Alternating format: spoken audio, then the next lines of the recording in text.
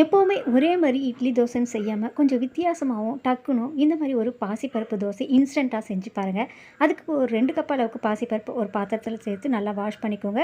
இது முழுகிற அளவுக்கு தண்ணி சேர்த்துக்கோங்க. சேர்த்து இதோட நம்ம ஒரு 7, 8 காஞ்ச மிளகாய் சேர்த்துக்கோங்க. வரமிளகாய் சேர்த்துக்கோங்க.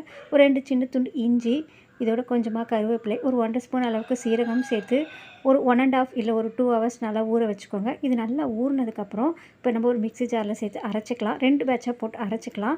ஸோ நம்ம பூண்டு சேர்க்க மறந்துட்டேன் அப்படின்றதுனால 2வது பேட்ச்சில் போடும்போது நம்ம பூண்டு பற்கள் ஒரு 6, 7 பற்களும் கூடவே தேவையான கல்லுப்பும் சேர்த்து அரைச்சி எடுத்துக்கோங்க.